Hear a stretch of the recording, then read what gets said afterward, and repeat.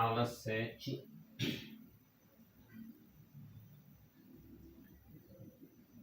De Geografia.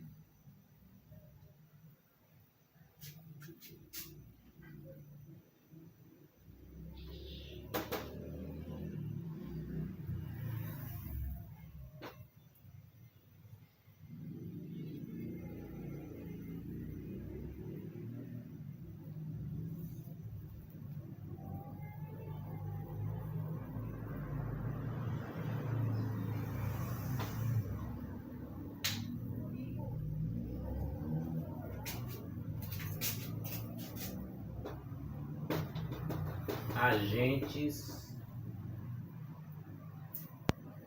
externos.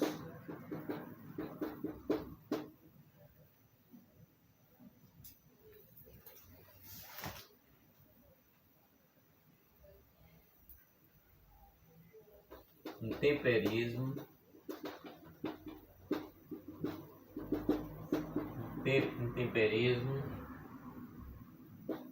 e erosão.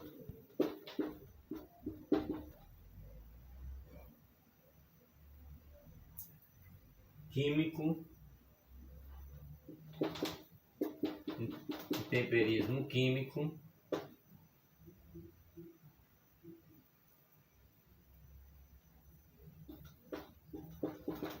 físico,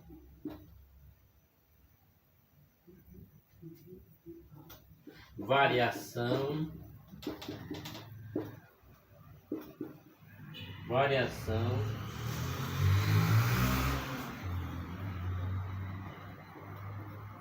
cristalização.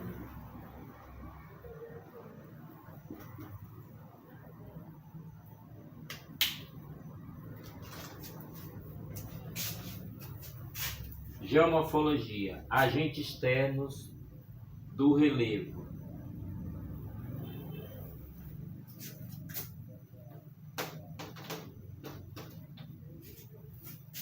Os agentes externos são os elementos que, atuando em conjunto, modificam o relevo da superfície terrestre. A modificação é geralmente lenta, constante, tende a aplanar o relevo. A intensidade com que atuam os agentes externos depende do clima e do tipo de rocha da área, e sua ação engloba 3 fases: erosão, transporte e deposição. Intemperismo e erosão. O termo intemperismo é aplicado às alterações físicas e químicas a que estão sujeitas as rochas na superfície da Terra.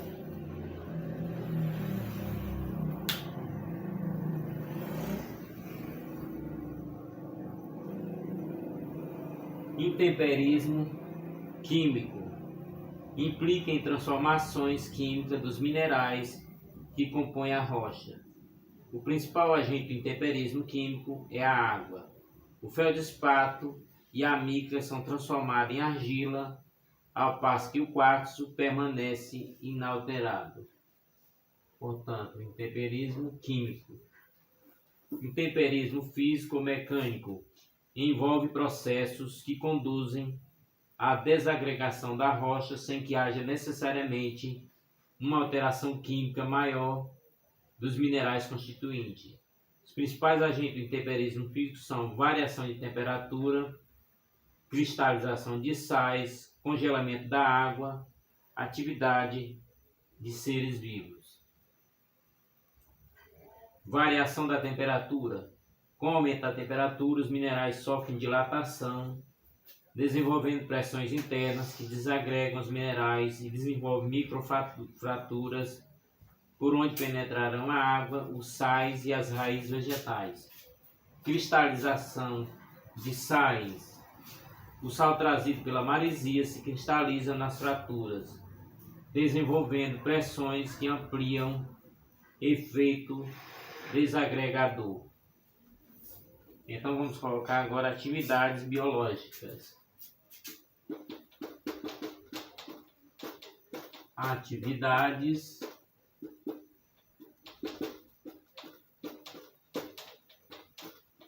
biológicas.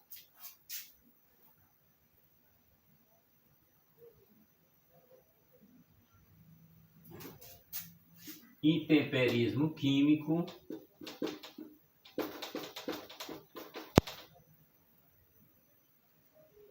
erosão, vamos ver se não estende muito esse assunto, água das chuvas, ou seja, ação da água das chuvas, água dos rios,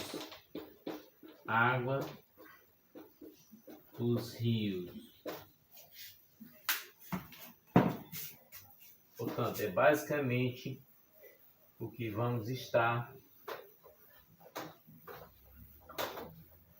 explorando nessa aula.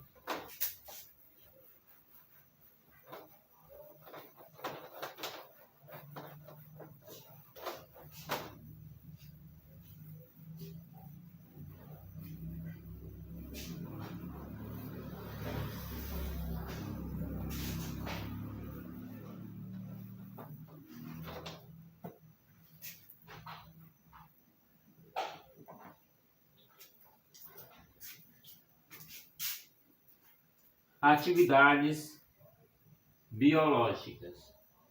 Intemperismo químico. A ação das soluções aquosas sobre feldespato e sobre a mica biotita leva à produção de argila e à formação do solo. A principal argila formada é o caolim, que é branco quando puro, o que acontece muito raramente. A cor vermelha do solo se deve aos ácidos de ferro e manganês, liberado pela alteração da biotita e outros minerais que possuem esses elementos químicos em sua fórmula. A erosão é o processo de desprendimento e arrasto acelerado das partículas do solo, causado pela água e pelo vento, cuja origem está ligada principalmente à ocupação das terras pelo homem, ação antrópica. A erosão do solo constitui a principal causa do empobrecimento precoce das terras produtivas. As enxurradas provenientes das águas que não foram retidas ou infiltradas no solo transportam partículas do solo em suspensão e nutrientes necessários às plantas. Esse transporte de partículas também pode ocorrer através do vento e das geleiras. O Brasil perde anualmente cerca de 500 milhões de toneladas de terra através da erosão. Tem-se ainda erosão geológica ou erosão natural, que se manifesta em virtude dos processos de modificação da crosta terrestre, cujo reconhecimento ocorre com longos períodos de atividade e é considerado benéfico, pois teve-se a formação de inúmeras colinas, planícies extensas e vales férteis, através de sua ação. Ação das águas. Ação das águas das chuvas.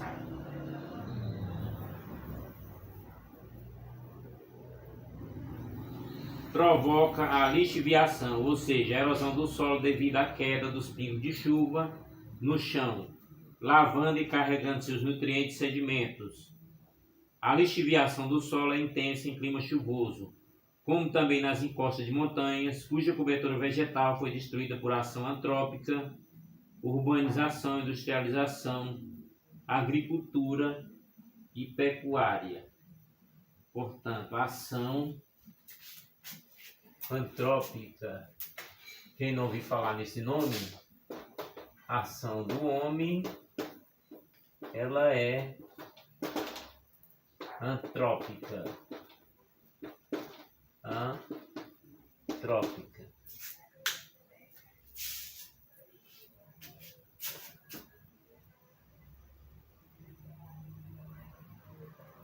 Quer dizer, a ação do homem se dá pela urbanização, industrialização, agricultura e pecuária.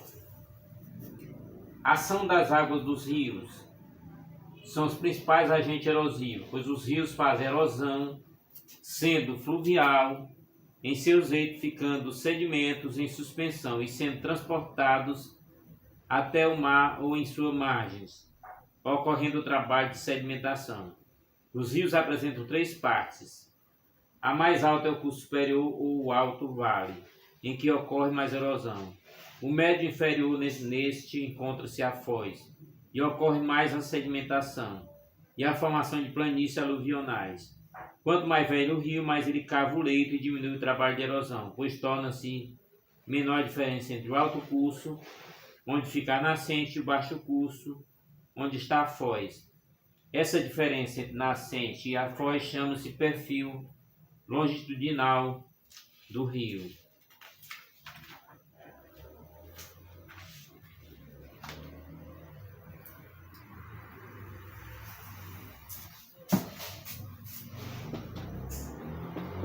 Ação das águas dos mares. Ação das águas dos mares, das geleiras,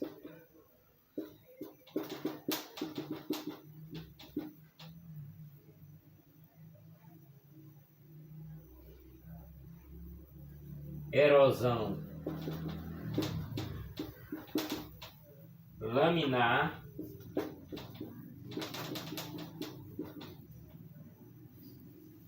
em sulcos,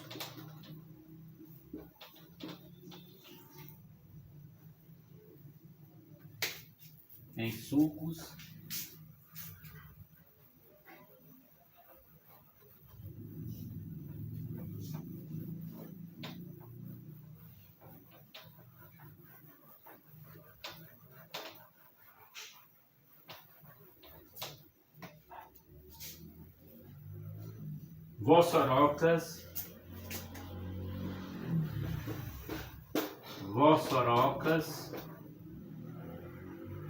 eólica,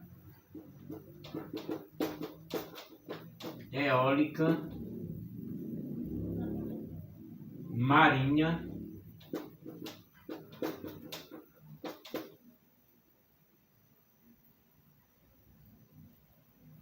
biológica. Vamos colocar acelerada. Biológica parece ser natural. Antrópica,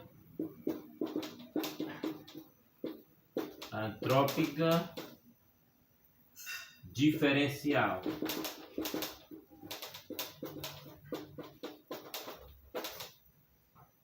Anotar e captar a definição de cada uma delas. A ação do homem é a ação antrópica. A ação das águas dos mares. Um litoral é tanto mais novo quanto mais entrada de mar, como golfos, baía e protuberância, saliência como cabos ele tiver.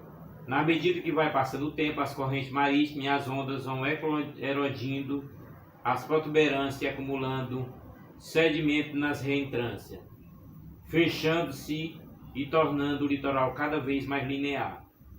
A erosão marinha denominamos abrasão, que varia em função de transgressões e regressões marinhas, da natureza das rochas existentes no litoral. As magmáticas e metamórficas são as mais resistentes à abrasão. Se o litoral for alto, como nas falésias, formado de rochas cristalinas, ou nas barreiras, formado de rochas sedimentares, vai ocorrer mais abrasão marinha se o litoral for baixo. Ocorre acumulação, como nas praias, restríngulas, túmulos, recife, dunas, embora os trabalhos de erosão, transporte e sedimentação sejam feitos simultaneamente. Ação das geleiras. Embora a imagem esteja muito pequena, é onde vamos continuar. A ação das geleiras, restrita atualmente aos desdobramentos modernos e às zonas glaciais durante as glaciações, quando a calota polar chegava até o centro da América do Norte, bem como ao norte da Eurásia e a sudoeste da América do Sul, a erosão glacial foi a mais intensa, originando lagos e litorais extremamente recortados. A erosão glacial realiza-se de duas maneiras: por compressão, quando a água infiltra-se em fendas de rocha e depois se congela. Quebra a rocha, visto que a água, sob a forma líquida, tem maior volume em estado líquido. E por desgaste mecânico, a parte de baixo da geleira é menos fria e o gelo é mais pastoso que na parte de cima da parede. Daí o glacial deslocar-se sobre o solo e as rochas, destruindo, transportando sedimentos, depositando quando estacional. Ao trabalho de deposição e acumulação glacial, dá-se o nome de morenas ou morainas laterais, quando formada nos lados frontais, quando na frente da geleira. A erosão causada pela água pode ser da seguinte forma: laminar, em sulco e vossorocas. As três formas de erosão podem ocorrer simultaneamente no mesmo terreno. Então, a erosão laminar. A remoção de camadas delgadas de solo sobre toda uma área é a forma de erosão menos notada e por isso a mais perigosa. Em dia de chuva, as enxurradas tornam-se barrentas. O solo, por sua ação, torna a coloração mais clara e a produtividade vai diminuindo progressivamente.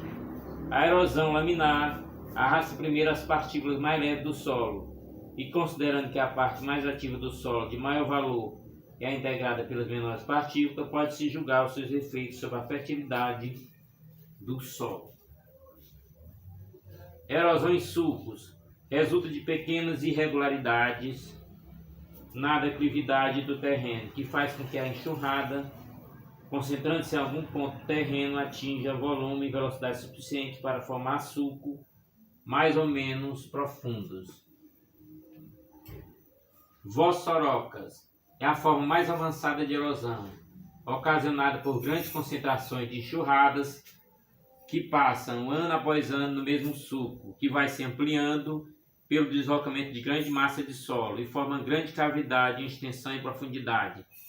Exemplos da literatura mundial são citados com vossorocas de mais uma centena de metros de comprimento e atingindo dezenas de metros de profundidade. A vossoroca é a visão impressionante do efeito da enxurrada descontrolada sobre a Terra. Aliado a isso, temos a ação da erosão interna e ping, que provoca às vezes a ruptura das paredes das vossorocas. A erosão eólica consiste na retirada de sedimentos sob a ação do vento, sendo também denominada deflação. As principais áreas de ocorrência da deflação são os desertos e as praias, onde os grãos de areia são pouco consolidados devido principalmente à escassez de água e sua rápida circulação. A erosão eólica ocorre em geral em regiões planas de pouca chuva, onde a vegetação natural é escassa e sopram ventos fortes. Constitui problema sério quando a vegetação natural é removida ou reduzida. Os animais e o próprio homem contribuem para essa remoção ou redução. As terras ficam sujeitas à erosão pelo vento quando deveriam estar com a vegetação natural e são colocadas em cultivo com manejo inadequado. Erosão marinha. Trabalho de destruição e de construção de relevo realizado pelo mar nas áreas litorâneas, transformando a paisagem.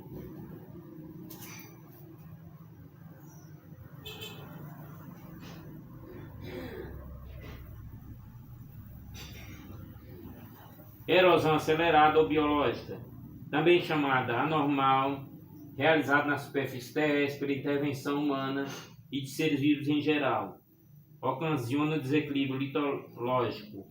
É o aceleramento da erosão nas camadas superficiais do solo, motivada por desflorestamento, corte de barrancos em estrada, etc.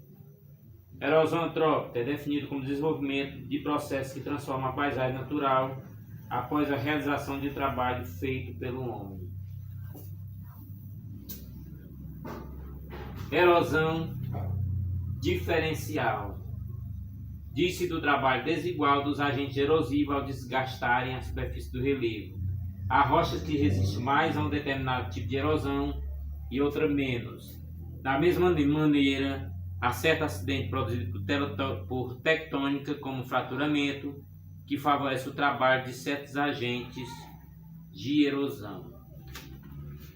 Portanto, há muita coisa para se estudar em geografia e aqui estamos nós com os resumos bem sintetizados. Nada mais do que o mais essencial para que você possa estudar. Horizonte ou camadas do solo.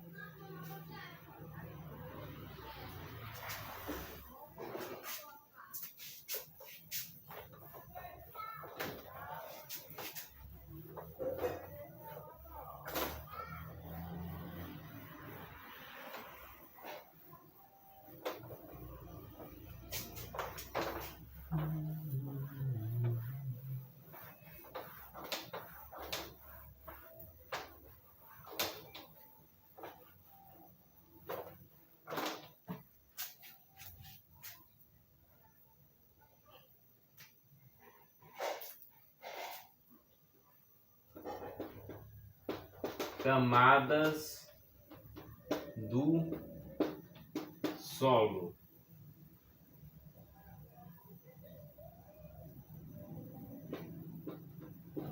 Classificação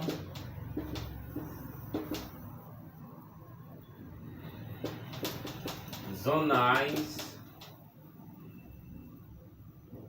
interzonais,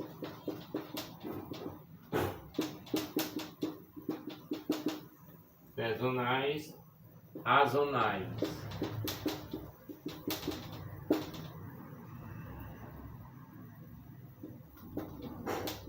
Origem, eluviais. Vocês vão saber o que é eluviais, preste atenção. Aluviais,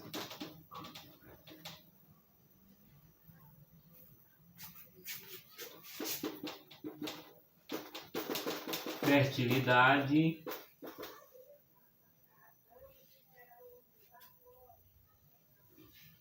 cor, textura.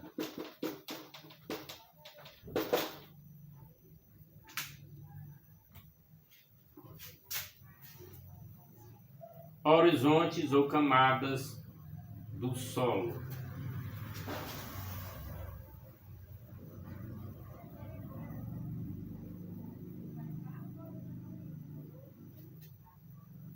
Os intemperismos físicos e químicos atuam diferencialmente, surgindo no solo estruturas ou camadas de aspecto diferente, que chamamos de horizontes do solo ou camadas do solo. O seu conjunto, quando realizado um corte vertical da superfície à rocha, que deu origem ao solo, denomina-se perfil do solo. Características dos horizontes do solo. É o horizonte superficial, contém mais de 20% de material orgânico em diferentes graus de composição. Vamos colocar aqui humus,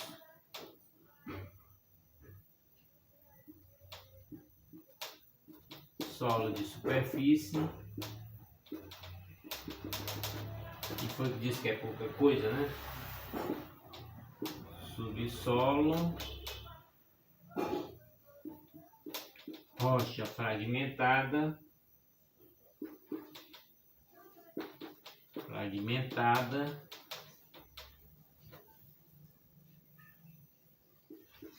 rocha matriz. A rocha inalterada é a rocha matriz. Bem, horizonte, humus. É horizonte superficial, contém mais de 20% de material orgânico em diferentes graus de composição. Solo de superfície.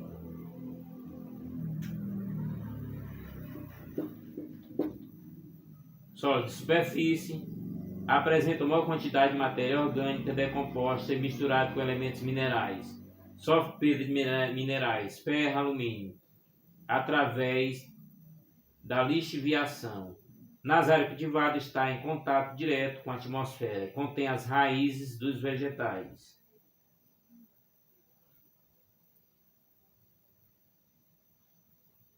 B. Subsolo bastante intemperizado, pouco afetado pela erosão natural e pela ação do homem. Pouca matéria orgânica, muita matéria mineral e cor geralmente vermelha ou amarela. Recebe minerais lixiviados do horizonte A. Horizonte C, rocha fragmentada. Rocha fragmentada, formada pelo material orgânico original do solo, proveniente de rocha matriz. E finalmente a rocha matriz D, também chamada de horizonte R, consiste na rocha matriz inalterada.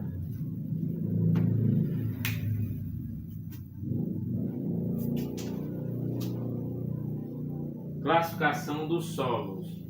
Os solos estão agrupados em 3 categorias.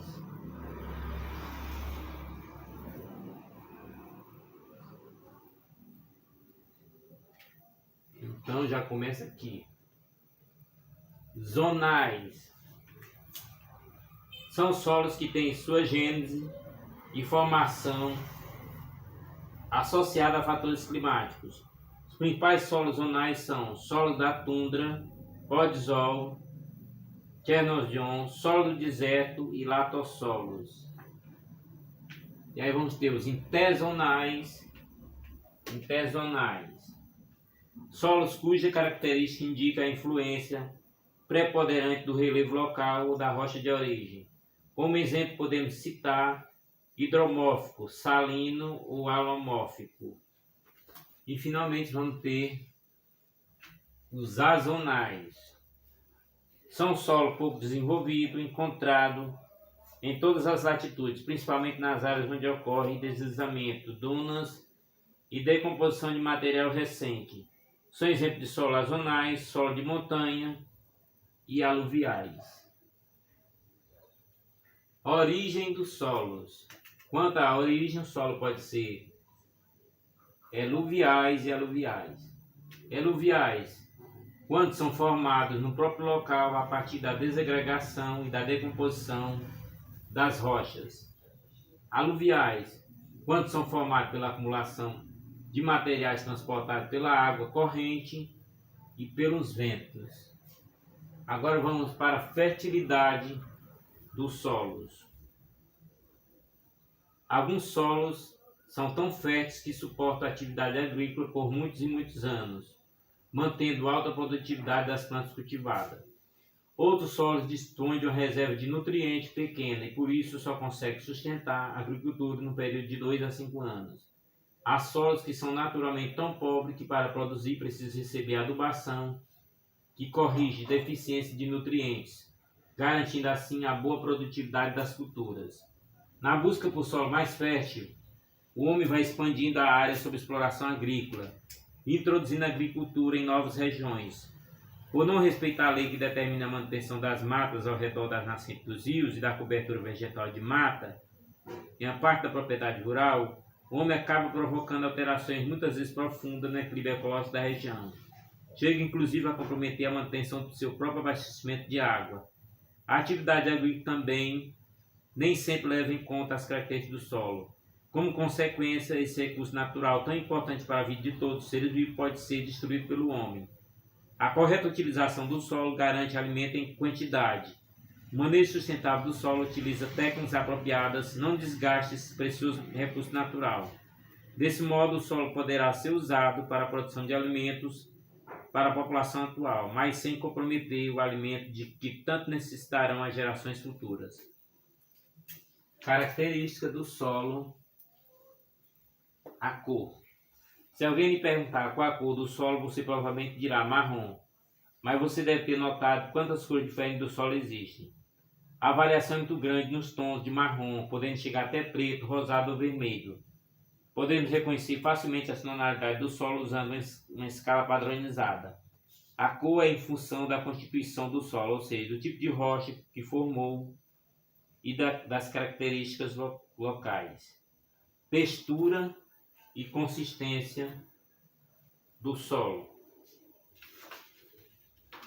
Quando tocamos o solo, temos a sensação de áspero ou liso. Principalmente isso se deve ao tipo de material que predomina, seja areia ou argila, que confere a textura ao solo.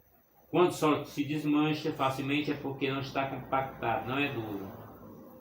Observe que um solo com muita areia esfarela-se como açúcar, e um solo mais barrento é mais firme. Portanto, ao dizermos que o solo é ou não compacto, estamos definindo a sua consistência. O solo contém substâncias sólidas, água e ar. Substâncias sólidas, partículas minerais, originadas da desintegração e decomposição das rochas. Partícula orgânica, formada por restos de seres vivos ou produtos eliminados por estes. Água é o meio onde os minerais de solo estão dissolvidos. Ar ocupa espaço entre as partículas, permitida a respiração dos micro-organismos e das raízes das plantas.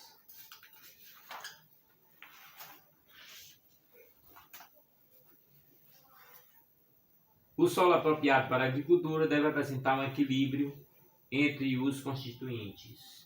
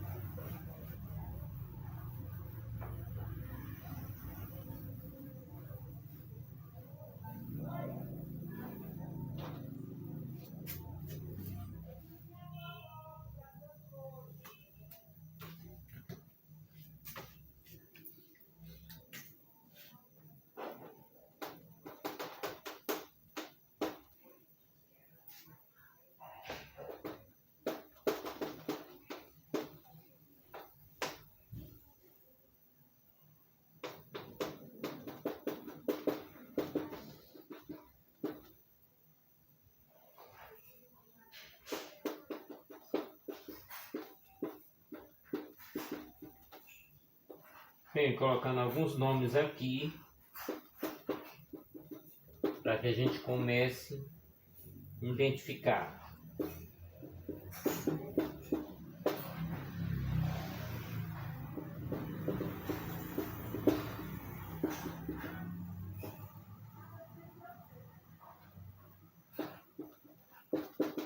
Laterítico.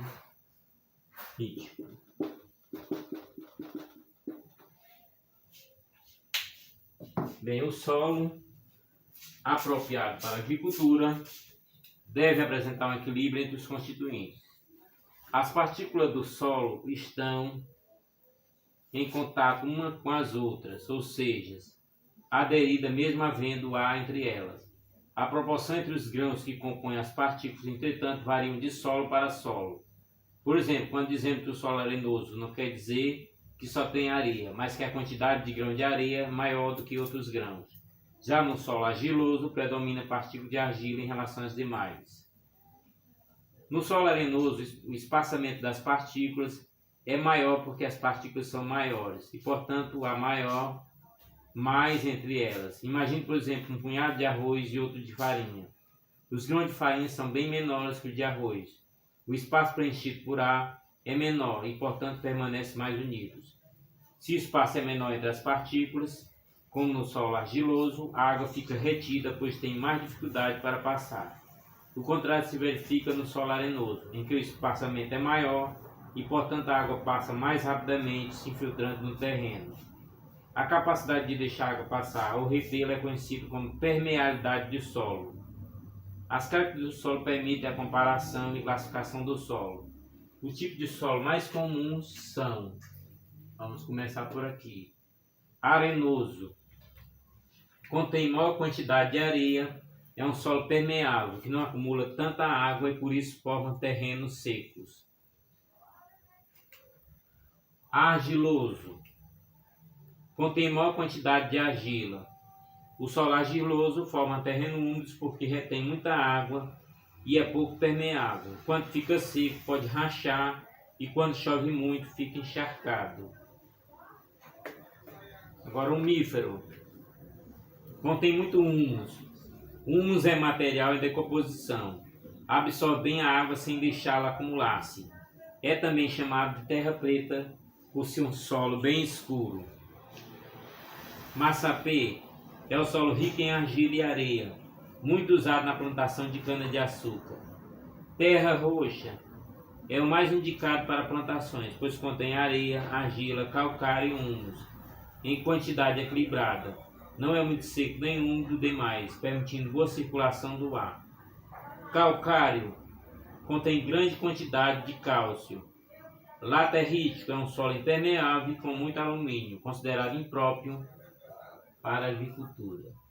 Esse aqui, né? Muito impróprio para a agricultura.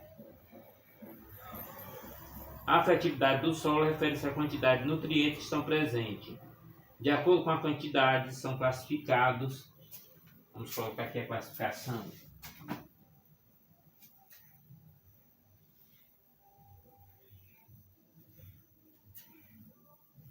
Macronutrientes,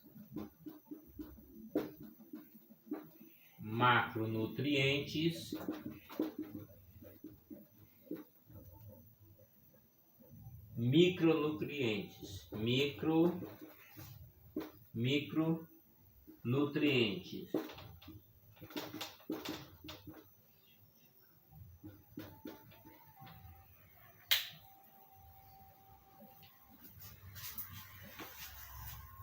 Macronutrientes, nutriente presente em maior quantidade: nitrogênio, fósforo, potássio, cálcio e magnésio. Micronutrientes, nutrientes presentes em menor quantidade: boro, cobalto, cobre, ferro, manganês, molibdênio e zinco. Quando não se encontram no solo, as folhas mostram partes amareladas e se deformam. Podem aparecer torcidas, enrugadas ou encrepadas nas bordas. O nitrogênio é responsável pela cor verde da folhagem e é o principal elemento químico para a formação de proteína. O fósforo ajuda a formar raízes fortes e abundantes, contribui para a formação e amadurecimento dos frutos e é indispensável na formação de sementes. O potássio está relacionado com a formação de talos fortes e vigorosos, além de proteger a planta de enfermidades. O cálcio ajuda no crescimento da raiz e do talo das plantas e também facilita a absorção dos nutrientes. Magnésio é o elemento principal na formação da clorofila, sem a qual as plantas não produzem carboidratos. Aproveitamento do solo. Além de nos sustentar a ser de onde construímos nossas casas, o solo também, através da agricultura, fornece a maior parte dos alimentos que consumimos. Para garantir a produção constante de alimentos, o ser humano precisou investir na agricultura, construir armazém para guardar o estoque de alimentos, desenvolver máquinas para facilitar seu trabalho, como tratores e arados, criar mecanismos de drenagem e irrigação para controlar a quantidade de água e até mesmo escolher espécies mais resistentes ao ataque de organismos considerados pragas, como insetos, fungos, bactérias ou vírus. Através da engenharia genética é possível também obter alimentos de boa qualidade. Em laboratório, os cientistas cruzam indivíduos com características desejáveis para obter descendentes mais produtivos. Mau uso do solo. A utilização incorreta do solo pode gerar série de consequências ao meio ambiente. Vamos listar algumas práticas agrícolas comuns em quase todo o país que tem provocado, entretanto, prejuízo ao solo. Então vamos lá. Monoculturas,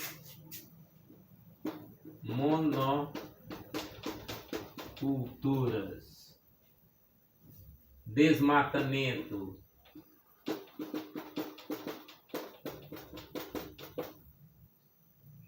erosão, queimadas,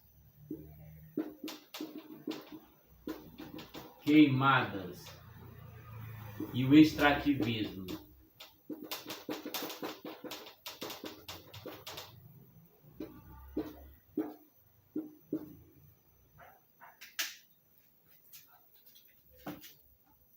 Portanto, As monoculturas. A substituição da cobertura vegetal original, geralmente com várias espécies de planta, por uma cultura única, é uma prática danosa ao solo. Por exemplo, numa área de cerrado, podemos encontrar tamanduás, emas e até lobo-guará, sem contar os animais menores. Quando se derruba uma grande área de cerrado e planta-se, por exemplo, soja, esses animais têm dificuldade para se alimentar, não encontram abrigo e dificilmente conseguem se reproduzir. Aqueles que sobreviver procuram outros locais, invadindo a área urbana e tornando-se então presas fáceis. Por outro lado, alguns insetos encontram na plantação de soja alimento constante e poucos predadores. Dessa maneira se reproduzem intensamente, tornando-se pragas. Outro efeito é o esgotamento do solo. Na maioria das colheitas retira-se a planta toda, interrompendo dessa maneira o processo natural de reciclagem dos nutrientes, como vimos anteriormente. O solo se torna empobrecido e diminui a produtividade, tornando-se necessária então a aplicação de adubos. Desmatamento. Retirar a vegetação de determinado local, além de alterar a paisagem, contribui para o enfraquecimento do solo. O solo exposto fica sujeito à erosão e os animais sem abrigo. A recuperação dessas áreas de desmatamento sem controle ou desmatamento pode levar até mais de 50 anos. Erosão. Erosão restante da atividade humana também é capaz de alterar a paisagem, porém numa velocidade bem maior do que os processos naturais. Em alguns locais é possível observar o efeito da erosão no intervalo de tempo de apenas alguns anos. O uso de máquinas pesadas como tratores de arado e mesmo o pisoteio frequente dos animais pode causar a compactação do solo.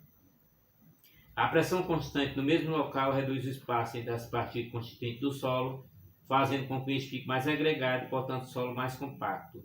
Quando chove, a água não consegue penetrar, então escorre com velocidade. Com o passar do tempo, formam-se canais que vão tornando-se maiores, podendo até formar uma vossoroca, como pode ser visto em alguns casos, A vossoroca é um canal resultante de erosão causado pelo fluxo constante de água durante e logo após chuvas pesadas. Queimadas. Geralmente, os agricultores fazem queimadas com a finalização de limpar os terrenos para outro plantio. É uma prática antiga e barata, pois não é necessário gastar dinheiro com máquinas, porém também é extremamente prejudicial. O fogo mata, além das plantas, micro-organismos, queimando também o humus. Os nutrientes viram cinza e são transportados facilmente para outros locais, empobrecendo dessa maneira o solo. É verdade que nos 2 primeiros anos após a queimada a produção aumenta, porém com o passar do tempo a falta de nutrientes no solo faz diminuir a produção. Finalmente, o extrativismo. O extrativismo mineral também causa impacto, pois é necessário modificar o local para conseguir retirá-los. Devido à grande demanda, locais de difícil acesso, como grutas, fundo de rios e até topo das montanhas, estão sendo explorados. O uso correto inclui práticas como rotação de cultura, através de rodízio e curvas de nível, reduzindo o efeito da água no terreno inclinado. Os antigos chineses e os incas, por exemplo, usavam a construção de terraços do tipo patamar nas encostas íngremes, principalmente para o cultivo do arroz, milho e batata. Esse terraço era construído manualmente e tinha um aspecto de grandes degraus, como se a encosta fosse uma imensa escada. Esse trabalho imponente mostra que esse povo já tinha consciência da necessidade de conservar o solo. Uso correto do solo. Irrigação. Para molhar o solo seco, tornando bons para o plantio, através de tubos ou canais. Drenagem. Para retirar o excesso de água dos terrenos muito úmidos. Costuma-se abrir valas, fazer aterros ou plantar vegetais que absorvam muita água, como o eucalipto e o girassol. Adubação. Adubação para enriquecer o solo pobre com nutrientes. Pode ser usado calcário, humus e esterco, adubos ou fertilizantes químicos. Aragem. Para revolver a terra, facilitando a circulação do ar, da água e dos nutrientes. Realizado em solos compactos, que dificulta a passagem do ar. Os solos brasileiros de maior fertilidade natural no Brasil localizam-se na área de planaltos sedimentares basálticos, principalmente no estado de São Paulo e do Paraná. Destaca-se a terra roxa, resultante da decomposição do basalto que foi ocupado durante várias décadas pela cultura do café. Na faixa litorânea do Nordeste, na chamada Zona da Mata, encontra-se o solo fértil, o massapê, originado da decomposição do granito, do gneiss e às vezes do calcário. É a área da cana-de-açúcar. O solo ideal é aquele que apresenta certas características ou propriedades que preencham as necessidades das plantas mais exigentes para seu pleno desenvolvimento. Assim, o solo ideal é aquele que possui alta fertilidade, não possui deficiência de água e oxigênio, não está sujeito à erosão e degradação, permite a utilização de máquinas e implementação agrícolas, não é raso. O IBGE realizou um estudo do solo do Brasil observando o seguinte ponto: 35,3% do território nacional apresentam limitações muito fortes à agricultura. 26% da área do território apresenta condições desfavoráveis. 38,7% do território brasileiro possui condições favoráveis. Um mapa de delineamento macroecológico do Brasil, da Embrapa, divide o território brasileiro em 4 grandes zonas de vocações agroecológicas. Zona de preservação, que abrange 33,17% do território brasileiro. Zona de aptidão extrativista, que corresponde a 25,62% do território brasileiro. Entretanto, nessa zona, o extrativismo vegetal pode estar associado à lavoura e à pecuária. Zona de pecuária, que corresponde a 11,73% da área territorial do Brasil.